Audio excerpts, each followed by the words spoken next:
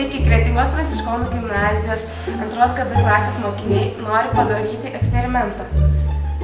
Eksperimentas bus apie gumą, kadangi atrodos guma yra skani ir ją kramtyti yra smagu ir sveika, bet yra priešingų nuomonių, tai mes šiandieną bandysime išsiaiškinti, ar tikrai guma yra sveika kramtyti mūsų dantims.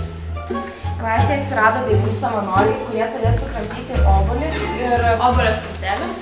Ir pažiūrėsim, ar skirtingas gumos rūšis, tai bus cinamono, mėtų ir vaisinės gumas ir po to gumų poveikį mūsų dantimis pagal išsiskyrusias bakterijas.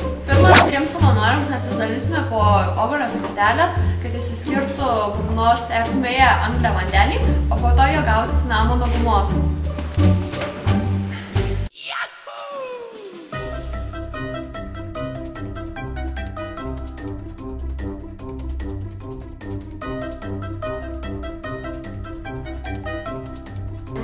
Tai toliau mūsų savanoriai gaus obuolio skilteles ir jie valgys mėtinės gumas. Valgom.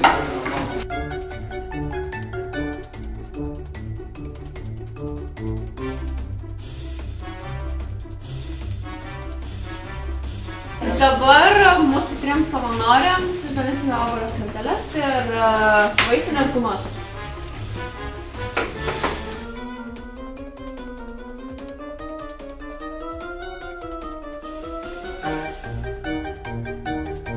Dabar visi savanoriai gaus po cinamono skojo gumos. Po 2.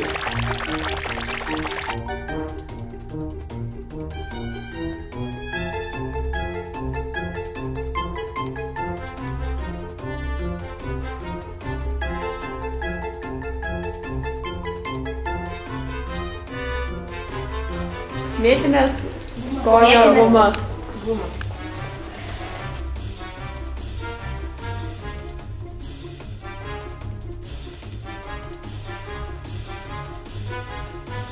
Dabar išdalinsime vaisinę gumą.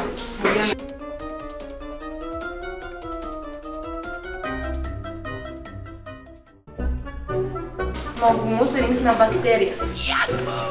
Ir jas įdėsime į maistinę terpę.